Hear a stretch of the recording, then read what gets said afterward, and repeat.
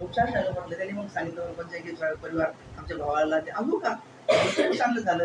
तर मग म्हटलं आणि त्यांनी पाहिलं तर म्हटलं पंचायती परिवाराला सुद्धा खूप चांगलं धार्मिक परिवार भेटलं, की आपल्याकडे सुद्धा नेहमी भिक्षूचं येणं जाणं आहे.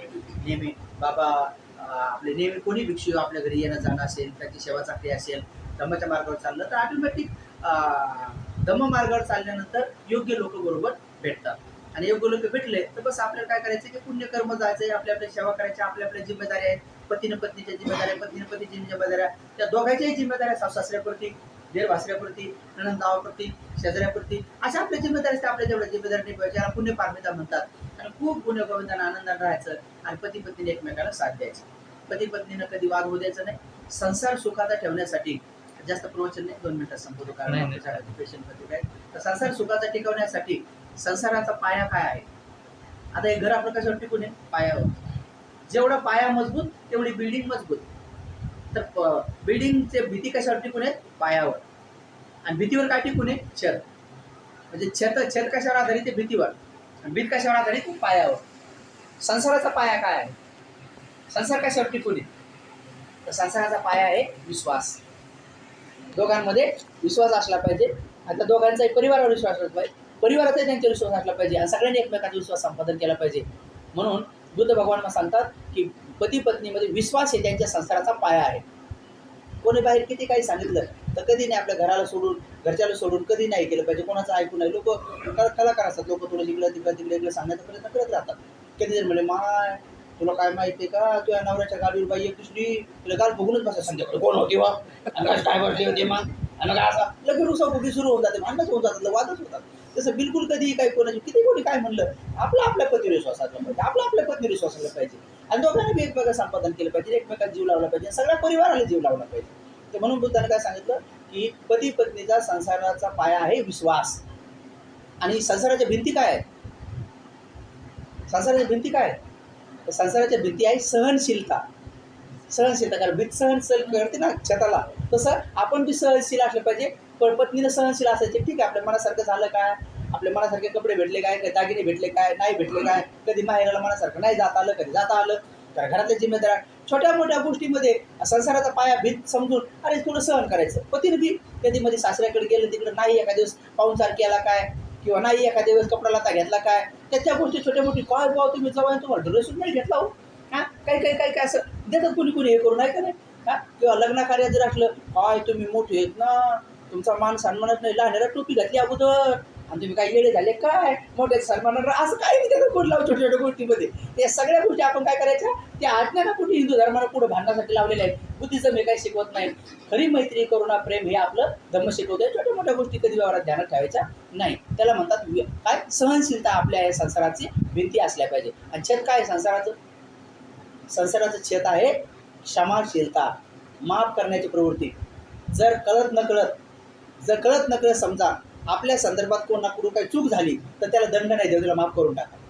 माफ केलं पाहिजे. कदाचित आपल्याबद्दल कोणी अपशब्द बी बोललं तर दंड नाही देऊ लागेल तुरंत, त्याला माफ केलं पाहिजे. कारण संसाराचं जे छत आहे त्या क्षमाशीलते छताखाली तुम्ही संसारात सुखात राहू शकतो. बुद्धाकडे किती क्षमाशीलता होती.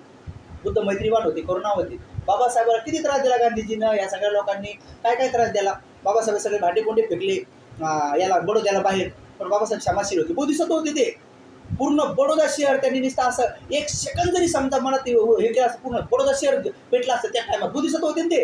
पण त्यांना कधी क्रोध नाही आला. मानवतेबद्दल त्यांना दयाच आली.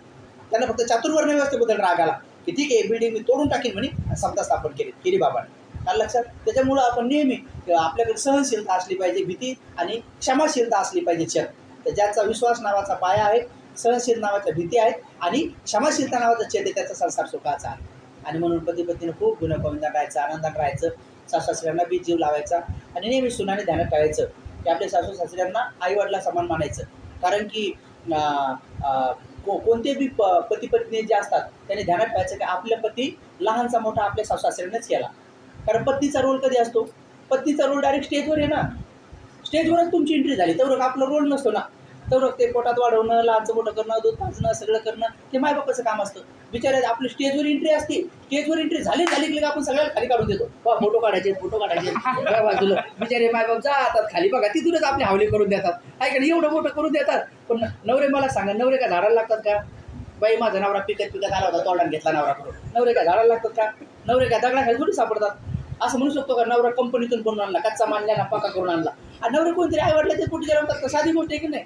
त्यामुळं सासू-सासऱ्यावर 10 पट प्रेम असलं पाहिजे, नवऱ्यावर 1च पट प्रेम असलं पाहिजे, कारण की त्यांनी 9 महिने 9 दिवस पोटात वागवलेलं आहे. आणि दुसरी गोष्ट, सासू-सासऱ्यावर याच्यासाठी बी प्रेम केलं पाहिजे, कारण भविष्यात ते बिचारे दीर्घ आयुष्य जगो, पण कधी ना कधी ते मृत्यूला प्राप्त होणार आहेत. आणि मग ते मृत्यूला प्राप्त झाल्यानंतर त्या जागेवर कोण जातंय? मग त्या जागेवर तुम्हाला जावं लागतंय. मग आलं लक्षात? ती जागा रिकामी नाही राहत. मग यालाच म्हणतात रिकाम्या जागा भरा जोड्या लावा. आलं लक्षात? मग ते आपण जर त्यांना प्रेम दिलं तर मग आपल्याला अनेक पटीनं तुमच्या सुना तुम्हाला प्रेम करतील. तुम्ही जर आता माझ्या सेवा केली ना, हे आणले आपोआप पाहतात, आपोआप ट्रेनिंग भेटते यांना. तुम्हाला डबल ट्रेनिंग द्यायची गरज नाही, तुमचं डबल काम होऊन जाते. मायबापाची सेवा केल्याचं पुण्य बी होऊन जातं आणि तुमच्या लेकरावर संस्कार बी होऊन जातात. त्यामुळे आपण नेहमी ध्यानात ठेवायचं. मला माहीत आहे की प्रियंकाला काही सांगण्याची आवश्यकता पडणार नाही. ज्या घरातून संस्कार शिकून आलेले आहेत, ऑलरेडी ते संस्कार आहेत, पण आपलं बी कर्तव्य का आपण छान समजून घ्यायचं आणि समजून घ्यायचं. एकमेकात छोटं मोठं झालं तर आपल्या परिवारातच बसायचं. बिलकुल बाहेर कधीही घरातलं भांडण दुसरीकडे कधी नाही दिलं पाहिजे. त्याला आग म्हटले भगवंतांनी. आणि म्हणून प्रेमानं आपुलकीनं राहिलं तर संसार हा नेहमीच सुखाचा होतो, आपुलकीचा होतो. आणि म्हणून एक शेवटी उदाहरण सांगतो, मी नेहमी जिकडे तिकडे सांगतो की घरात आणखी आनंद उत्पन्न करण्यासाठी काय करावं लागतंय तर महिलांच्या हातात आहे. ज्या महिलांमध्ये हा गुण असला त्यांच्या घरात कधीच वाद होत नाही. मी असं लाखो महिलांना सांगितलं, लई महिलाचे फायदा झाला. काय करायचं म्हणून भतीजी? काय नाही म्हटलं, कसा बी मारकंडा जरी पती असेल तर मार बंदच होतो म्हणलं, 2 दिवसात बंद होतो. तिसऱ्या दिवशी मारू शकत नाही म्हणलं पती. घरातले सासू-सासरे काहीच करू शकत नाही, फक्त तुमच्यात ही गुण असला पाहिजे. कोणता? संध्याकाळी बरोबर पाठ टाकून ठेवायचा दरवाजात आणि बकेटीत पाणी ठेवायचं आणि नवरा घरी येण्याच्या 15-20 मिनिटं अगोदर दरवाजात उभं राहायचं प्रसन्न चेहरा करून. बरं काय महिला पहिलं रागतच असतात, नवरा दरवाजात आले म्हणतात कधी आणता हो, मग काय मेल्यावर आणता का काय? त्याचा बीपीच वाढतो बिचाऱ्याचा, बीपी शुगरच वाढत आहे का नाही? तसं कधी नाही, प्रसन्न चेहरा असला पाहिजे. दरवाजात पाठ टाकायचा, पाणी ठेवायचं बकेटीत, पण ध्यान ठेवायचं हिवाळ्याचे दिवस असेल तर पाणी गरम असलं पाहिजे, नाही तर भांड्यात तिथंच लागतंय लक्षात. उन्हाळ्याचे दिवस असले तर पाणी थंड असलं पाहिजे, पावसाळ्याचे दिवस असले तर मध्यम पाणी असलं पाहिजे. ते एक पत्ती पाळावं लागते बरोबर तिथं. आणि पती आपला 15 मिनिटं येणार तर अगोदरच बाहेर उभं राहायचं आणि जसाही पती आला असे हात जोडायचे, म्हणजे स्वामी या, स्वामी या, स्वामी या म्हणायचं. स्वामीला पाठावर उभं करायचं, स्वामीचे पाय धुवून द्यायचे, पाय पुसून द्यायचे. संध्याकाळी सासऱ्याचे पाय थोडे दाबून मग झोपायचं. त्या घरात कधीच वाद होत नाही. सासरे तुम्ही पाय दाबून सेवा केली ना, नवरा जरी तुम्हाला बोलला तर सासरे तुमच्या बाजूने उभे राहतात. नाही मुखात बस रे, छान झालं जास्तीचं म्हणतात. पोरीला जर बोलला तर बघ म्हणतात, लगेच सासरे आपल्या बाजूने उभे राहतात. जर आपलं सद्गुण असले बिलकुल पोराला बोलू देत नाही, मारण्याची तर मजालच नाही, बोलू बी देत नाही, गुपचूप म्हणतो तो बाहेर. लगेच ते मायबापासारखे आपल्या पाठीमागे उभे राहतात आणि आपल्या घरातले बाकी देर भासरे पण आपल्या बाजूने उभे राहतात. जा म्हणतात मुखास बोलणं आम्हाला माहिती आहे. आपण त्या सगळ्या घराला मिळून मिसळून राहिलं, दोघांनी एकमेकात कर्तव्य केलं तर खूप चांगले होते. आणि म्हणून असंच माझं एक आईनं ऐकलं प्रवचन आणि लगेच एक आई आली म्हणते जी तुम्ही सांगितलेलं पटलं म्हणे, ते नवऱ्याची सेवा करावी, सासऱ्याची सेवा करावी. पण मला एक प्रश्न आहे म्हणे, मला काय सासू सासऱ्या नवरा तसा गुणी पाहिजे ना म्हणे तसं करायला. आपल्याला गुणी असो का दुर्गुणी असो, बुद्धाने सांगितलं करायचं करावं. दुसरी आली ती काय म्हणे, भतीची गुणी तर सोडा, पण पेनारा असला त्याचं काय करावं सांग. पेनाऱ्याचं काय करावं? मला पेनारा असलं तर त्याची सेवाच करावं. काय म्हणा, स्वामी या या या, कमी प्या प्या प्या, स्वामी आले आले आले, अरे स्वामीला धरा, स्वामी पडले, अरे स्वामी वकले, स्वामीला जे काय होते स्वामी म्हणून सेवा करा म्हणलं. बघा तरी स्वामी बदलतो करायचं. एक बाई म्हणे पण त्याची लग्न झाल्यापासून मी रोज शिव्या देते म्हणे, आणि ते रोज मारते आमच्याकडे, रोज भांडण आहे म्हणे. हा कसं ते रडत पुढे संसार चाललाय, पण तुम्ही म्हणता बाबा तो उद्या काय करते, उद्या खरंच याचे पाय धुते बरं, पाहू बरं काय होतं. तर त्या बिचारीने माझं ऐकलं, बकेटीत पाणी घेतलं आणि संध्याकाळी वाट पाहत बसली. नवऱ्याला माहितीच नाही घरी काय होणार आहे म्हणून, त्याला माहितीच नाही. आणि ही बिचारी वाट पाहत बसली. नवरा आला दारू पिऊन भांगडा खेळत, जसा दरवाजात आल्या बरोबर तिने हात जोडले म्हणे, स्वामी या असं म्हणल्यावर ते चिंग पळूनच गेलं. ते असं पळालं, त्याला वाटलं दुसऱ्याच घरी आलो का काय करू, कारण इथं तर शिवाय भेटत होती. कसं काय स्वामी म्हणलं, ते असं पळूनच गेलं. अरे मग धरा काय सांगा की आपलंच घरी. त्याला पुन्हा धरून आणलं, पाठावर उभं केलं. पाय धुतल्याबरोबर त्याची आरती गेली उतरून. कसं काय झालं, काय सुरू आहे, असं परिसर झालं ते एकदम. नंतर त्याचे पाय पुसल्यावर त्याची सगळीच उतरून गेली. मुकच झोपलं. 2 दिवस पाय धुऊ दिले. तिसऱ्या दिवशी काय झालं, निम्म्या रात्री उठलं आणि लहान्या पोराला उठवलं. हळूच म्हणे, बाबू 2 दिवसापासून माझी लई सेवा करू लागले, तर डॉक्टरनं काय जायचा निरोप दिला का काय, मला विचारलं काय म्हणे, कावडं असं करू लागलं. नाही म्हणे पप्पा घाबरू नका म्हणे, तुम्ही जाणार नाही म्हणे. भंतीजी आहेत कोणीतरी, त्या भंतीजीनं मम्मीला सांगितलं असं करा म्हणून. याच्या लक्षात आलं, भंतीजीने सांगितलं म्हणल्यावर निश्चित आपल्या दारूच्या बद्दल आहे, आणि म्हणून त्यानं दारू सोडून दिली. आणि सीधं घरी येते. त्याला किती आग्रह धरला मित्रानं, नाही नाही नाही माझे लेकर माझी पत्नी दारी उभी, बाबा माझी वाट पाहतात, आपल्याला नाही जायचं म्हणतात, बिलकुल जात नाही. त्या आईचा मला 4-5 महिन्यापूर्वी फोन आला आणि भंतेजी प्रयोग सक्सेस झाला म्हणे, प्रयोग सक्सेस झाला म्हणे, आमच्या घरात नाही चांगलं सुरू म्हणे, पैसा पाणी हे सगळं चांगले म्हणे. म्हणलं बरं झालं, साधू साधू साधू. बघा माय मावल्यांनो, एक दुर्गुणी पतीचे दुर्गुण सुद्धा सद्गुणी पत्नी दूर करू शकते, फक्त तेवढी सहनशीलता पाहिजे. पण एक महिला मी पाहिली, नवऱ्याला लय भांडत होती, भांडू भांडू भांडू भांडू घेतलं.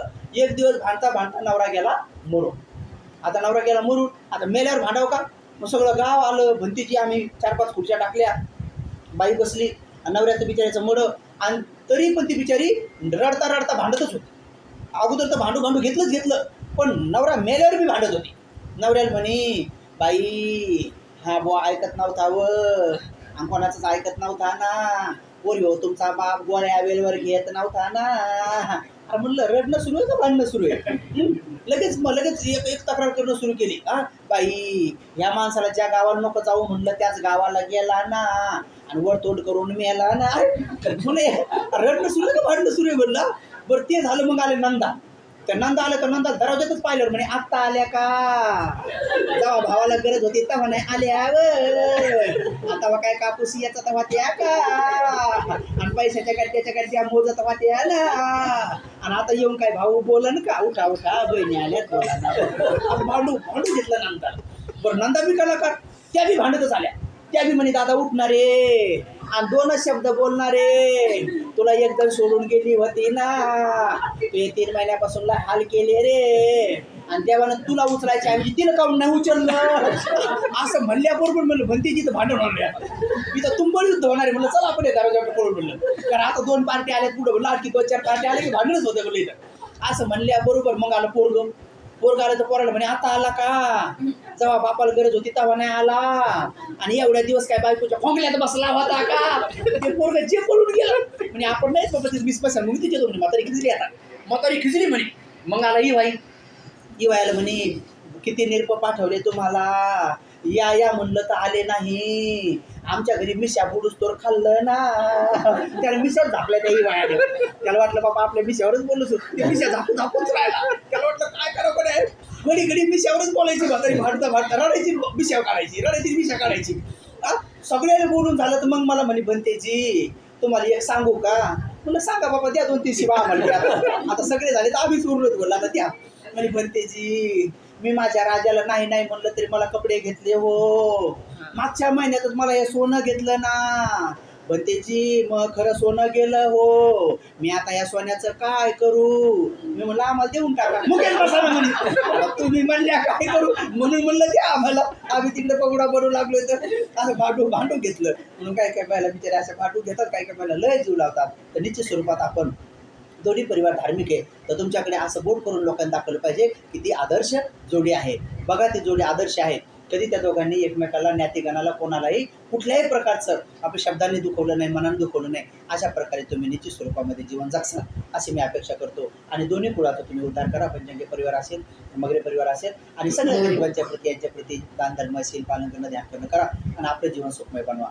लग्नामध्ये येता नाही आलं तर लग्नातलं कर्ज फेडून टाकलं आज मी असं सांगा. जिकडे सगळ्या बोट करा की लग्नाची कर्ज होतं ते फेडून टाकलं, आणि तुमच्याप्रती मैत्री भावना करतो. सर्वांचं मंगळ, सर्वांचं कल्याण, सर्वजण सुखी हो, सुखी हो, सुखी हो. साधू साधू साधू. आज श्रीलंकेच्या माताजी भेटल्या, मामा भेटले, आणि डॉक्टर साहेब भेटले. हे तुमचं अधिकचं पुण्य आहे, ते तुमच्या संसारिक जीवनासाठी ते लाभदायक आहे. ठीक आहे.